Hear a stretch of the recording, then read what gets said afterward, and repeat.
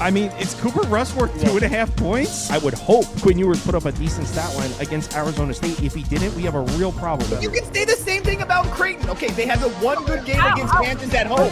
When Toast talks about the kicking market, it's like some earth is flat shit. Andy, true or false, this is going to be a dog walking. Dog walking. This is my dog walking of the day. I think it's going to be very ugly. Dog walking. I think this is going to be ugly. Hey, get the sauce. Conference games, and it's pathetic how they show up for some of their basketball games compared to the football side of things. So definitely called that down right.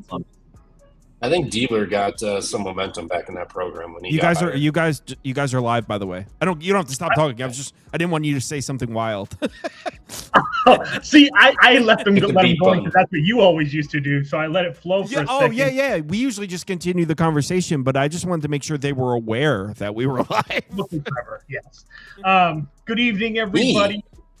Trevor, if there's one of you two that's going to say something crazy, it's sure as hell not going to be Spoon. I promise you that. So, good evening, everybody. Happy Tuesday evening, Wednesday morning. If you're watching this, special shout out to the Florida Gators. Such grit there coming through for me. That was a lucky ass cover. Very lucky, but you know what? The way that this season has gone for me, the ups and downs, I will take that all day long. And shout out to Clemson. Tried to give that game away too. Still covered. Love to see it. You love to see it. TV Jones, why are you shaking your head? Were you on both of those games? No. Let TV Jones have his moment. He called the Columbia his stupid ass finals thing. I mean, that came to fruition pretty easily. I'm just kidding. It went to overtime. Yeah, I mean, they get. What's that? They had 4 field goals in the first half. You called that. They didn't show up.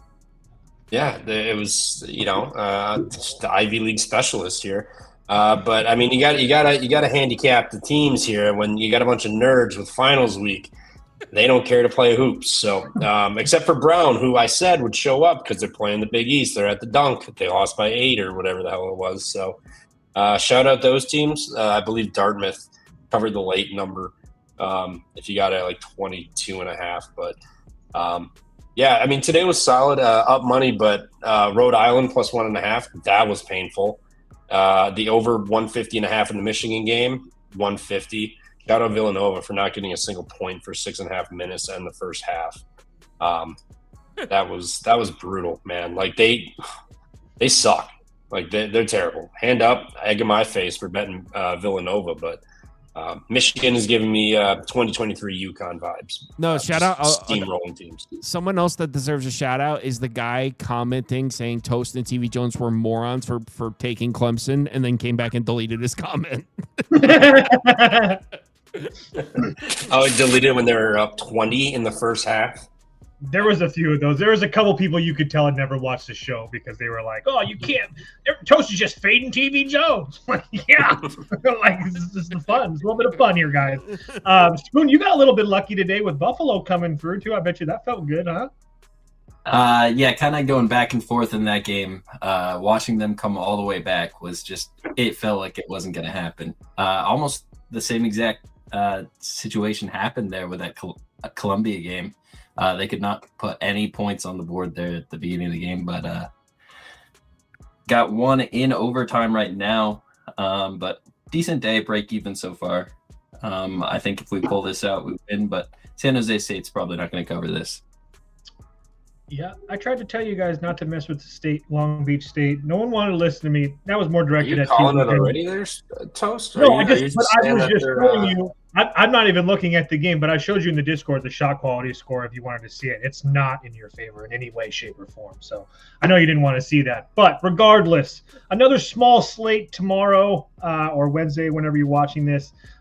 It is finals week, but there is a few games on here that's worth mentioning.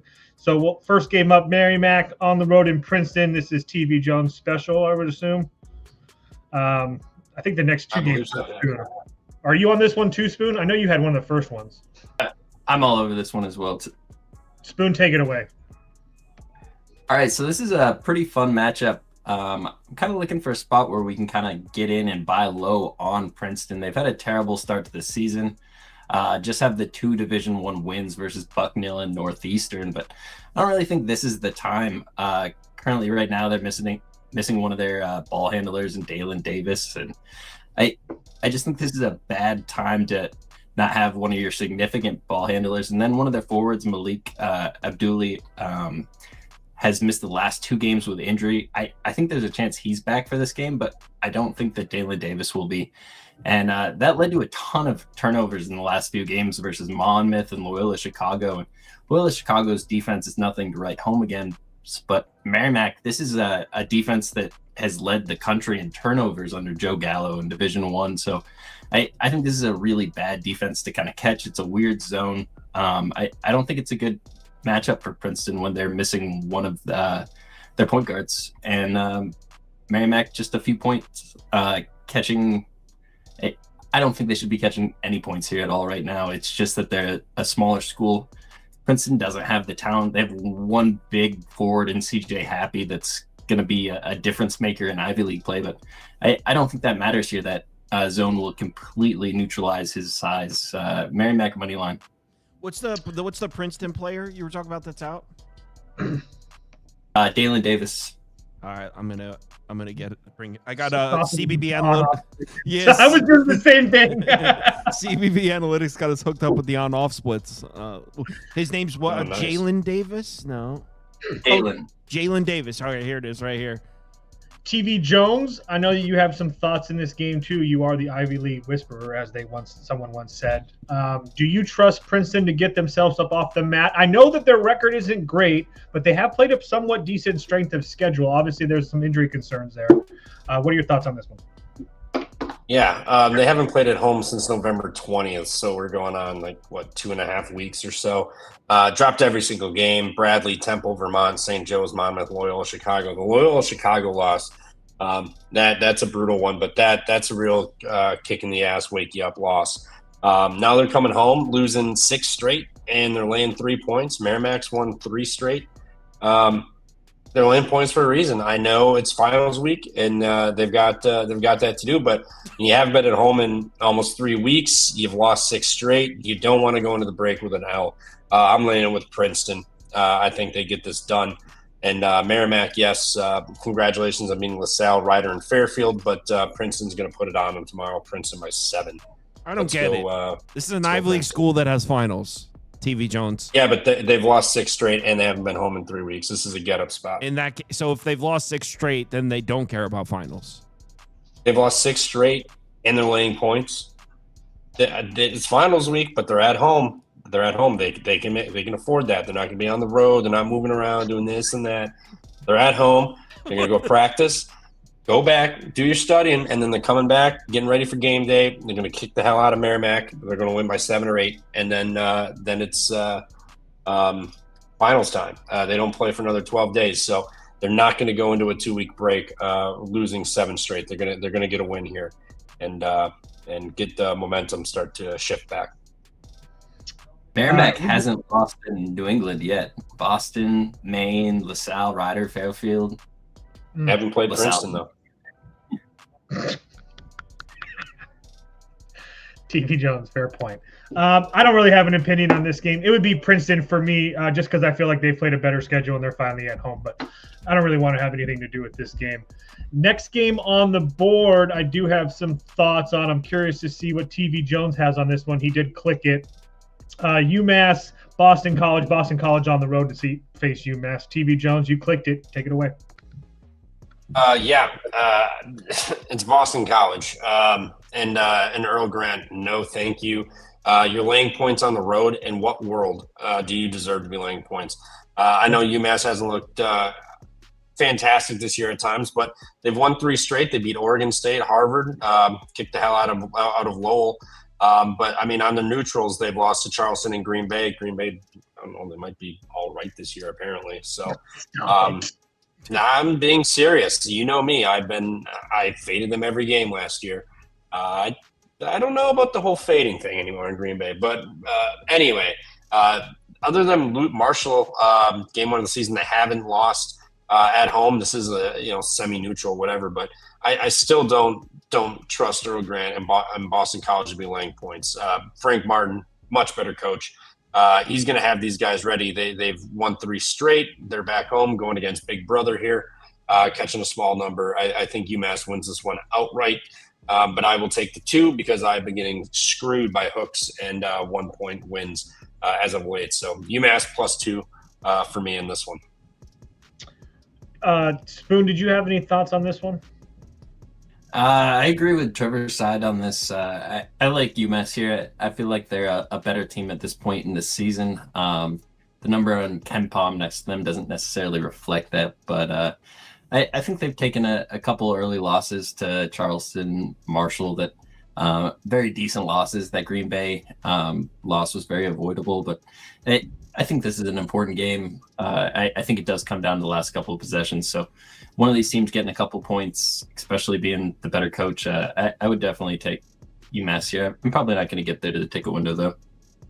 Yeah, I'm not betting this, but it would only be Boston College for me personally. I don't think that UMass has looked good when they've faced anybody outside the 300s or so in KenPom. They had that one good Oregon State game, and I guess Harper was all right. But I think that Boston College is a significant step up in competition for them, and it's not even on their home court. So I agree with Trevor that I wouldn't. In what world is Boston College laying points on a neutral or semi away? I 100% agree with that. So I won't be betting it, but I think they're significantly the better team. Wait, Spoon, in that first game, did you take Princeton or Merrimack? Merrimack. Oh, that's why I couldn't find Dalen Davis. Sitting there looking for this guy. I'm looking on Merrimack's. So Dalen Davis is Princeton's guard. Yeah. Well, hold on. And Abdullah is their forward. And Trevor, you said you don't even care that he's out? No, I do not. This is a get-up spot. Oh, do not care. You got a picture for us, Sauce? Or should I go to I the got a next picture game? for us. I'm tailing Okay. Spoon on this one. Usually I can see on the screen when it's coming up. No, I got it on my second monitor. So this is Dalen Davis on and off splits for Princeton. When he's off the court, the offense actually wait. When he's off the court, the offense gets better. Is that what that means? It's the defense that gets worse? Okay, so the defense drops off, but the offense gets better. What does the pace do? Pace slows down. So it's really interesting to kind of look at like those sort of numbers. He's missed now 5 games on the season. So then you got to take into consideration strength of schedule. Who do they play? There's a lot more involved than just a yes, team. and that's what kind of what I wanted to point out too. Like in this game, is that if you were to pull up those numbers with these two teams, it's going to look like UMass is a significantly better team, but it's also because these numbers aren't really adjusted like they do for KenPom and stuff like that. So Boston College has played a much better schedule. That's why their numbers are also going to look worse or whatever, or UMass, whatever. It doesn't matter. Regardless, next game on the board. Also, to whoever said Dylan Cease is my favorite player, I hated Dylan Cease the whole time he was in the Padres. It's like a blind hater of Dylan Cease. That's probably my favorite player. Yeah, I was going to say Spoon liked him. Spoon still has faith in him. We don't know why. But regardless, don't get me started on MLB. It's the hot stove right now. We got the winter meetings. I'm locked in as well. Regardless, Charleston on the road to South Florida. I know this is a TV Jones game. I'm really curious to hear what TV Jones has to say in this one, just because South Florida coming off pretty damn big win for them against Utah State. Utah State's a top 40 team in KenPom. Now they play Charleston as a huge favorite. They got Alabama on deck. TV Jones, like I said, you clicked it. Take it away. Spoon, were you sweating that out to get fouled one more time for San Jose? I'm not even paying attention. 89-83 final. They Long Beach walked it up the floor with 9 seconds left and then shot a 3. And didn't leave enough time for the foul game. I threw a little halfy on San Jose. I'm like, yeah, it's a standalone game. I'll be up. I'll watch it. Brutal there. Show some effort and hustle there, Long Beach. Come on. They're up 6 points in the final possession of the game. No, Long Beach was down, and they walked the ball up the floor with 9 seconds left to get a shot. Like, there was no effort or hustle to push the ball to try to get a quick bucket and a miracle. But regardless, I'm laying it with South Florida here. South Florida, that Colorado State neutral loss, and then they bounced back a big win against Utah State. Charleston has looked horrible. Their wins are South Carolina State by 28. Everybody beats them by 28. They beat UMass by 4 in a neutral, and then they beat Evansville. Whenever they've stepped up, Belmont beat them by 23. Yale beat them by 11. Drake beat them by 9. And then Florida Atlantic beat them by almost 17, Liberty by 15. Whenever they've stepped up in competition, they've lost by double digits. And South Florida, I think, is a much better team than Charleston. Chris Mack, I don't know what he's still doing here. He hasn't done anything with Charleston in his tenure. So what has he done? He went 24-9 last year. And what did they do? Got bounced in the tournament. They didn't even go dancing. It was his first season. They went 24-9. No, it doesn't matter, Spoon. Just let him go. I don't care. You had a great season, a much better roster. You got bounced in the second round of your conference tournament, and now you're starting off the year getting absolutely pieced up by anybody with a pulse. They're going to get pieced up yet again here by South Florida. South Florida had that brutal loss, bounced back, beat a really good Utah State team.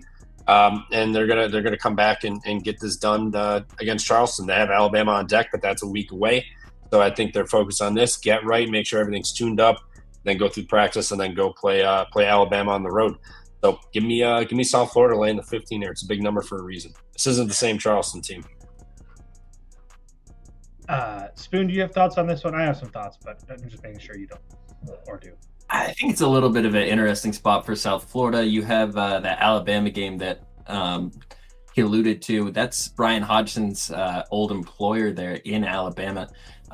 Old assistant there, spent a lot of time. He was one of the recruiters, I believe, and so had a few years away from the program now. I think that's going to be a big game for him looking forward. I think a lot of the players really look forward to those get-up games versus the top few teams in the country. Get on TV, get just on film versus some really good players for scouting purposes going forward. So I think that's a much more important game than this Charleston team. And this Charleston team's played a very tough schedule so far. Liberty, FAU, Drake. South Florida's right up there with them. They haven't beat anybody. There's no reason to say that they should beat South Florida tomorrow, but it just seems like a good buy low spot on a team that's got a really good coach. Chris Mack's had plenty of winning teams over the years. I think this team looks a lot better come CAA play. Yeah, I would be on Charleston or the over. I really don't like the spot for South Florida. They've also played a pretty decent schedule, but I do think coming off that huge Utah State win and Alabama's a week away. I'm not trying to make it sound like it's in 2 or 3 days, but regardless, as Spoon alluded to, that's probably a big game for this team and this staff. And Charleston hasn't been absolutely terrible. I just feel like this is kind of like a look ahead game for South Florida. Not that they're anything special at 5-4, but I don't think that Charleston is nearly as bad as people are making them out to be. I think that they are going to be one of those teams that loses a lot of guys to bigger programs, as we've seen. I mean, they're one of these teams that just got decimated through the portal and guys leaving. I mean, I think 328 in far as minutes continuity. So I agree that it's not the same Charleston's teams, but to say that Chris Mack has been terrible is a little bit of a reach, Trev. Just a little bit. Maybe terrible was a strong word, but congratulations on 24-9 in the CAA. Last year you got bounced in your tournament, and now you're again I don't understand by anybody with a pulse. If 24-9 in his first year as coach is unacceptable, like what were you like? He had to win 30 games. I mean, with the roster they had last year, Louisville. Yeah, that's where he came from, and then he was off. He was working for Field of 68 or whatever for a year or so, and then got hired at Charleston. And they had who was that dude they had last year? What was his name? Berzovich. That dude was he was unguardable. There was no answer for him in any games. And then you probably should have went dancing at least, like in this conference, given that roster you had and the success you were having. Should have went, didn't, fell flat. And now anybody who's if Toast wants to do this, anybody who's above a 126 in KenPom, they get absolutely crushed. And let me see. Yep, that's South Florida coming in at 79 on the old Ken Pomeroy numbers. This is USF by 18. Is there a difference between Charleston and Charleston Southern? Yes. Big difference. I would take Charleston minus 15 over Charleston. So I have the wrong logo up on the screen, and none of you guys are going to tell me? No, that's the right one. No, he has Charleston Southern up on the bottom, but That looks like the Charleston logo. On Oh, the left, yeah. isn't it? Yeah. So I have the Charleston logo, but the Charleston Southern abbreviation. Southern on the bottom. Yes. Yeah. I didn't notice the abbreviation. Oh wow. The colors were right too, which is weird. Anyway, Easiest bet of the day tomorrow. yeah. I think you laid it, right? Oh, hell yeah. This is gonna Okay, they're yeah. gonna win this game by 40. Minnesota on the road in Mackey and Purdue. Purdue coming off, I don't know, some might say the worst performance ever in Mackey. I mean, Iowa State is very, very good. It wasn't like they should have blown them out, but they were 4.5-point favorites or whatever. I lost with them. But regardless, they got absolutely manhandled in Mackey. Trevor, you clicked this game. I know I clicked this game. You can go ahead and take it away. Yeah, this is just as square as Indiana was today, laying the 15.5 at home. But we saw what happened there. That was shout out Penn State for being god awful. But Purdue coming off it was the worst number 1 loss on a home floor of all time in college basketball history. The worst loss. So now they've lost to Fairleigh Dickinson as a 1 seed in the tournament, and then they got housed at home by Iowa State, worst number 1 loss on the home floor of all time. They are coming back, and Minnesota is going to get slaughtered. Purdue, yes, they lost there, but Minnesota coming off of the Indiana win at home too. IU's first road game. Now they're hitting the road. They went to Missouri, lost by 23 earlier this year, and then when they played neutrals, San Fran beat them by 12. They lost to Stanford, and Santa Clara beat them by double digits. So Mackey is going to be absolutely insane tomorrow. They're going to run it up. Purdue's probably going to score 110 points in this themselves. I mean, there's going to be no stop or answer for Purdue. Clough, Jacobson, Kaufman, Wren, they're all going to do whatever they want in the paint. Then you got Lawyer, Braden, CJ Cox, the Omar Meyer kid, who's the next in line behind Braden Smith. He's definitely going to get some game time in this one tomorrow. This is just simply just going to be a murder. Purdue's going to have this covered by halftime. They're going to win this game by 40. I 100% agree with Trevor. Don't really care how square it is personally, but it's going to be Purdue. I already bet them at -19, so I'm sure it's going to go up a few points. If I really like Nico. I really think that he's probably going to be really good in Minnesota, but they haven't really – I don't think he really has the talent to compete this year. I know that they're really experienced, but I don't think it really matters when you're after Purdue and that embarrassment that they suffered at the hands of Iowa State. So, Spoon, are you with the Gophers? Any way to be on your own island in this one? I'm not going to do that. I think this spot sets up beautifully for Purdue. Minnesota's off that Indiana win, which they really had no business winning that game. Got them at home. So great win for Nico Medved, this program. But they've lost some very winnable games versus San Francisco, Stanford, Santa Clara, Missouri. Purdue's on a different level than any of those teams, and they just got absolutely destroyed at home. A chance to make it right here. I think they do it immediately. Matt Painter builds these teams to just own the Big Ten, and I think Nico Medved gets his first taste of that tomorrow. I might join you guys on this before it hits 20. It looks like it's mostly 20 across the board. In fact, I see a 20.5. You can honestly do Purdue first half, Purdue full game, Purdue team total over. I was going to say their team total over is 81.5. So just 81. Get out of here. That's what I'm saying. Try to keep it. If you're doing a team total, try to keep it under 83. Like 82.5 would be like a max. But yeah, I just threw in on over 82. That's ridiculous. Minnesota's the cover kids, though. They always cover Minnesota. No. Yes, they do. Not tomorrow, buddy. not tomorrow. This game is not going to be pretty. Next game on the board, New Mexico on the road at VCU. I clicked this game because this is going to be a VCU route, I think. VCU minus the 9 here. First of all, I think that this is a pretty decent get-up game for VCU. They've played a somewhat decent schedule, but no really like marquee home win so far. And I think not that New Mexico is a marquee home win, but this would be like a quad 2 win or something like that for them.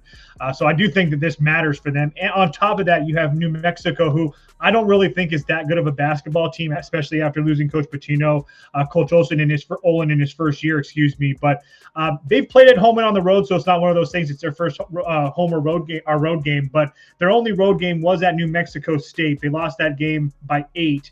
And then they're coming off of a huge win against Santa Clara at home, a game where Santa Clara essentially didn't show up. They put 100 points on Santa Clara. I think, and now they have to travel all the way over to VCU. I think this is a great spot to jump on VCU. So like I said, I jumped on VCU -9. Do either one of you guys have thoughts on this one? Yeah, I'm with you. VCU -9. VCU went to the pit last year, lost one of their few losses. Now they're back home here. I know it's a new coach, some new team here, but to your point, they need a nice win at home. I know they beat Virginia Tech, South Florida, but none of those were at home. Those were on neutrals. Their home games have been like Coppin, St. Peter's, Sanford. This is a spot where they get up and they just run New Mexico out the gym. I don't think New Mexico is great. I don't think they're bad. They're just going to take some time. I mean, you lose Donovan Dent and Patino there, who was really getting it rolling from where they were prior to him, and now going to the tournament and being really competitive. I think it's just going to be a little bit of a work in progress for them this year. I think VCU under Marcelli, they're running quicker. They're playing great defense.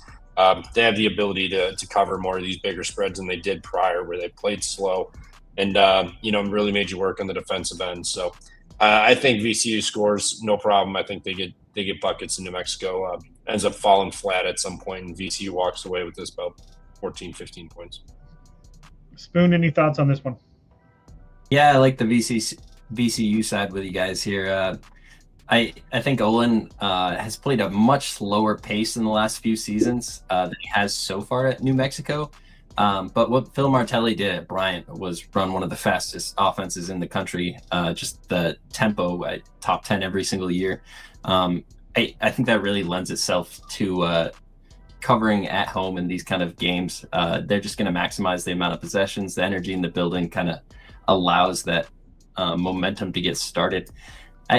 I think New Mexico has a great home court advantage, and that's why we see all their wins at home so far this season. I think Golan's got his work cut out for him. This is going to be a tough schedule to go throughout the course of the year. I don't think he's going to have a great first year. I like the -9 VCU here. Love it. Love a sweep across the board. I'm going to be passing you the rock right back, Spoon, because we got Eastern Michigan on the road at IPFW. Purdue Fort Wayne for all you non-ball knowers. Spoon, take it away. So Eastern Michigan has one of the best young freshmen in the conference right now. Muhammad Habhab, 6'9". I think he's going to create some issues for Purdue Fort Wayne inside. This is a team that's kind of looked back and forth. They haven't played anybody of note besides Northern Kentucky in their last game. They got a win in that game, but Oakland pretty well blew them out. It only wound up being a 10-point game, but Oakland could have had that open way more than that. They beat Chicago State, but that's one of the worst teams in the country. And outside of that, it's just Division II and Division III wins. They've lost to teams like Western Michigan, Utah, Grand Canyon. I think Eastern Michigan's just the better team at this point in the season. I think we're getting points with them. It's probably a little telling that Purdue Fort Wayne will step up here in this situation, but I think 3.5 is too many points. I'm going to be on it. TV Jones, do you have any thoughts on this one? Yeah, I'm with him. Eastern Michigan here. IPFW, he went over the schedule. Not really an impressive win. Chicago State, Northern Kentucky. Eastern Michigan has gone on the road, beat Cincinnati by 8. They beat Oakland. They lost to Pittsburgh. That was a 12-point game. The IU Indy loss is hilarious, but lost to Louisville and Butler. So, I mean, they've stepped up in competition. They got Cincinnati on the road, and then they've got. But they inside, they're going to have the advantage here. They're going to be able to rebound. They get a ton of scoring inside here. Fort Wayne gives up an ungodly amount of points inside the arc also. They can shoot free throws, and they turn the ball over a little bit, but they can force some turnovers too. So I think that'll kind of offset itself a little bit. But I'm going to trust a team that can rebound, that can get to the line, shoot the free throws, and actually rebound. So give me Eastern Michigan plus 3.5. I think they win this outright. Yeah, I feel like I don't have a good read on this game. My original read was over. It opened at 151. It's down to 148 in some places. I just feel like both of these defenses, especially IPFW, is just absolutely terrible. And regardless, I do think that IPFW's offense is somewhat decent, but even with as bad as Eastern Michigan's offense has been, I don't think it matters with how bad the IPFW our defense has been. Not to mention the fact that Eastern Michigan shoot the three ball, and both these teams can hit their free throws. So maybe if this gets down to like 147.5 or something, I try to get back on that and get on the over. But for right now, it'd only be a pass for me. Next game on the board, Idaho State, Utah Valley. If I know Trevor, he clicked this game. So go ahead, take it away. I don't even have to look. Yep, safe assumption that I would take Utah Valley here. This Utah Valley game. Where you want to fade Utah Valley is on the road, not at home. At home, they get it done. I mean, they beat UC Irvine at home this year. They did beat Bowling Green on the road. I forgot about that. But other than that, I mean, their home wins have been D2s. But Idaho State coming in winners of 3 straight. You beat Northridge, Kansas City, and Denver. Whoop-de-doo. Whenever they stepped up and on the road, Santa Clara beat them by double digits. Seattle beat them by 9, and then San Diego State beat them by 16 or whatever. And then Sam Houston also got them by 3. So yes, they played a little tight, but going up into elevation now, Utah Valley at home is a team I really like to bet on. And Idaho, I'm not been too impressed with their schedule so far and who they've played. Utah Valley at home's just always been like a team I like to back at home, and it's a big number. I feel like it's a big number for a reason. They're gonna show out and get it done here. Again, they haven't played many home games versus D1 opponents. So getting Idaho coming in here, I think they get up and they mash them. So Utah Valley minus 11 for me. Go Wolverines. Spoon, do you have any thoughts on this one before I tear Trevor apart? I liked Idaho State last year with Dylan Darling. I kind of liked how Ryan Looney's offense set up. I haven't got a chance to really watch them enough to see where they're at. Losing their best player, they're bringing back a few players. Connor Holenbrek is the only starter I recognize back from last year's roster. I just don't have enough on this game that I'd want to get in front of Utah Valley. Like Trevor said, this team is just a train at home. So I'd only be on there, but I do have some respect for the coaching staff over there at Idaho State. I can't really eviscerate Trevor, but I do think that Idaho State's a play for me. I haven't bet them yet. The number continues to go up. I don't know if I'm going to get better than 11.5, so I might bet that after the show. But sometimes those numbers kind of move a little bit overnight. But yes, Idaho State is not a great basketball team, but they've also played a top 150 schedule. They've played multiple games on the road, which really helps. And they've also San Diego State, Seattle, Santa Clara. All those teams are significantly better than Utah Valley. I don't think anybody would argue that. And the San Diego game's the only one that really got away from them. They played 11-11 with Santa Clara and Seattle, and they also played a semi-home game against Sam Houston State by 3. So when they are losing, they're not losing by a ton, and I do think that kind of matters. Trevor mentioned the elevation. Yeah, that does suck, but Idaho State walks the ball up and down the floor. So unless they're just turning the ball over like crazy, but both these teams turn the ball over like crazy. I just don't see any huge advantage for Utah Valley to be laying double digits against this Idaho State team that's been tested on the road versus better teams. So I'm going to be betting Idaho State. I didn't happen to know that Trevor was going to be on the other side, but that just makes it a little bit better. But I'm going to be waiting for that number, but most likely the 11.5 after the show. Sorry, Trevor. No, you're good. Utah Valley's defense is gonna pop up and score plenty of turnover and open floor buckets here tomorrow too. Oh man, Wisconsin's going into the meat grinder here in Lincoln. Yo, whatever, And Trevor. they're lame? Best game on the board. That's how bad of a slate this is. You got Western Nebraska at the best game on the board. But we all know Trevor. Go ahead, spew your thing. Whatever you got to do. We've got a road unranked team favored. Nebraska, yeah, they think they're shit sweet. You're not. You're not. Let's. What's the? I know you beat Kansas State, New Mexico. New Mexico, new coach. Still figuring that out. New roster. Kansas State, they're awful, and then Creighton, they're awful. So I mean, what you could argue? Oklahoma, sure, maybe that's a good win. But Oklahoma and Porter. I'm sorry, what? That's better than any of your best wins. Oklahoma's a better win than anything that you have on your schedule. Oh, Northwestern. Thank you What's very Northwestern? What's Northwestern's ranked? 59. And what is 57? Carry the 2. I win. Go ahead. Oh, whoop-de-doo. You got me by 2 points. That's basically nothing in the scheme of things. But yet Nebraska is catching points at home. Weird. This is Wisconsin money line. Wisconsin wins this by 8. Hit late game free throws. Nebraska, cool. You're winning these games, but you haven't played a team like Wisconsin yet. We got size. We got shooters all across the floor. We got experienced guard play. We got John Blackwell. We got Nick Boyd, Nolan Winter. They're not ready for this.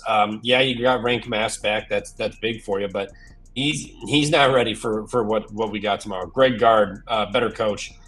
This is Wisconsin money line here. I mean, they're laying points on the road as an unranked team. That tells you all you need to know. The books don't even respect Nebraska. Badgers money line, bucky up. Spoon, your thoughts on this one? And Wisconsin opened at 2.5. Looks like it's coming down a little bit, so we'll see. It's a pick at some hot spots, but go ahead, Spoon. Yeah, I can only be on Nebraska here mostly because Trevor's on Wisconsin. Greg Gard's an overrated coach. How does he even have a job? He's got less than 25 wins in all these seasons combined here. Like, what's going on? Wow. Tournament appearances. Like, that's a bad metric in some places, but it's okay in a Big Ten, which is a terrible basketball conference. Like, what? Yo, hold on, Spoon, really quickly. I'm sorry. Trevor, tournaments, round 1, exit. Round 2, exit. Round 2, exit. Round 2, exit. Round 1, exit. What tournament are they getting exit? What tournament are they getting bounced from, though? The conference tournament? Go ahead, Spoon. Yeah. Fred Hoiberg, undefeated so far this season. They definitely have some mojo going over there in Nebraska. I think a couple points at the end of the game will be handy. Probably not going to get on this game, but I have a strong lead to Nebraska here.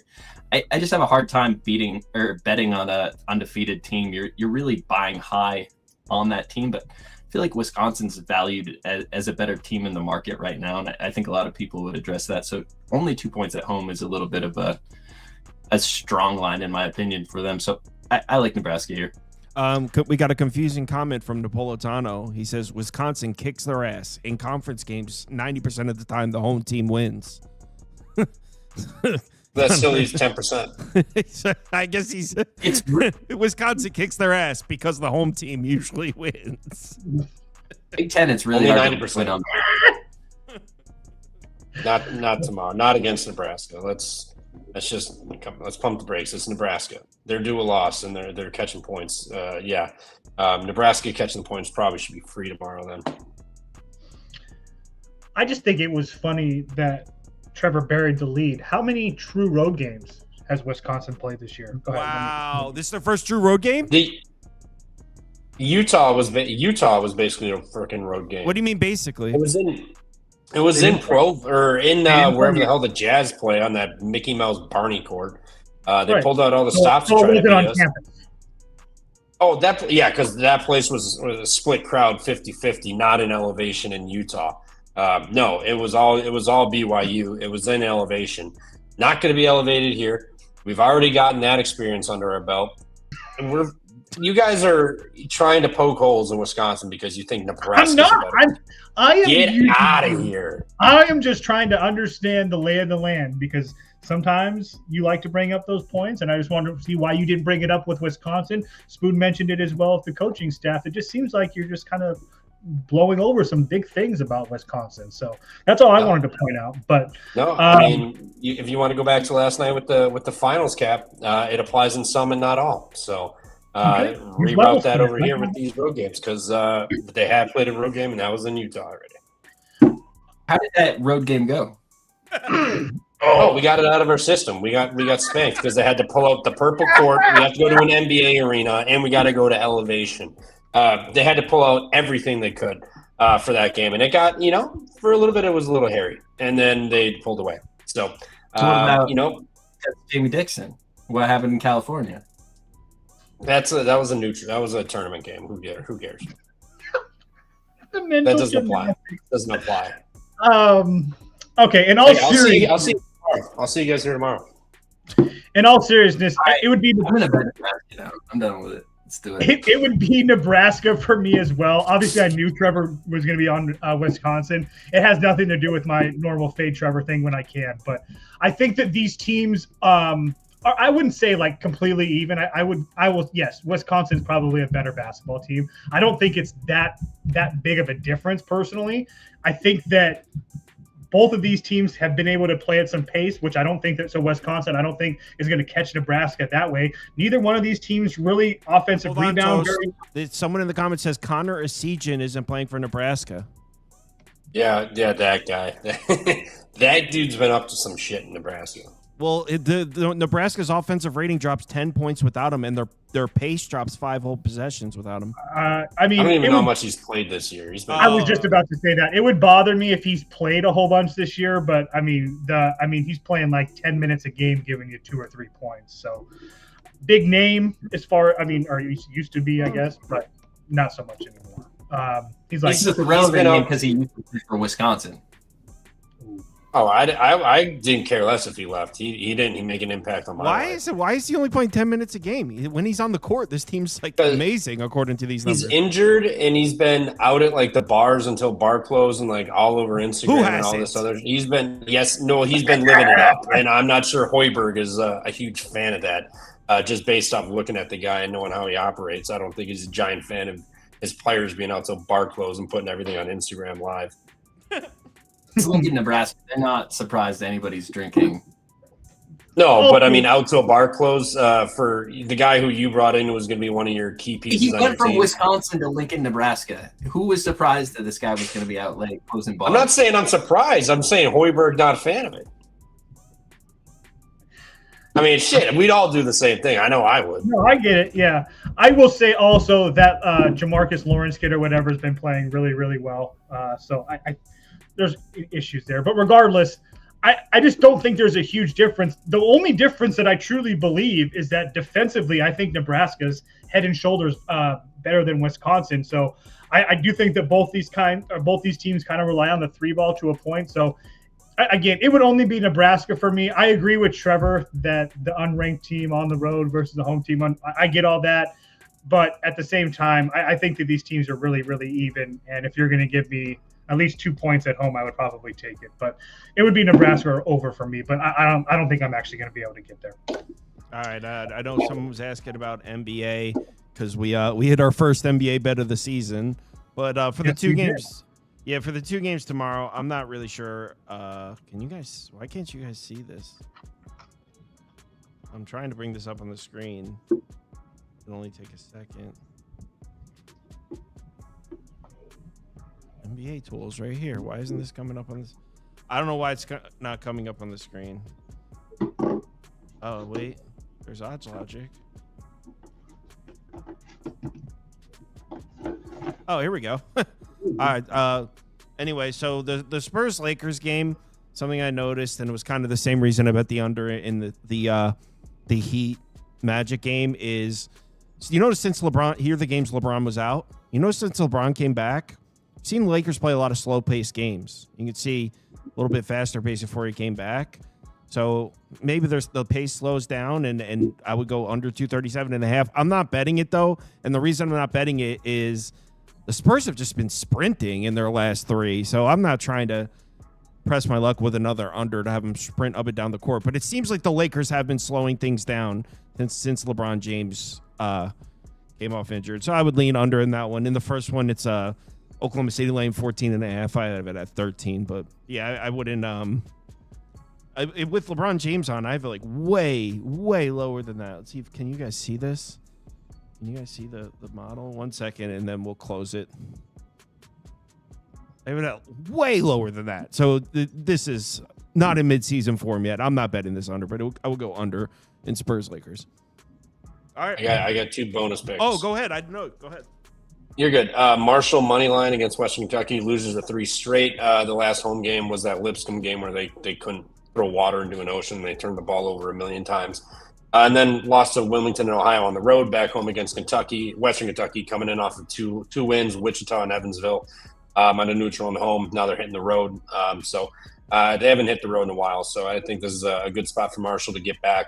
And then some are saying the game of the day, NJIT is taking on where was this? Where the hell? New Haven is taking on NJIT. New Haven is laying points on the road. I am laying it with New Haven. NJIT is falling off of a cliff. I know they beat Fordham, Loyola, Maryland, Dickinson, 3 of the first 4. Since then, they are getting absolutely clowned. New Haven, I know they're not great, but I think they're laying points for a reason, and I'm going to dive into it. That's all the analysis I have on that is they're laying points on the road. I will take it. All right. Thanks everyone for watching. See you all tomorrow when we're talking Week 15 NFL.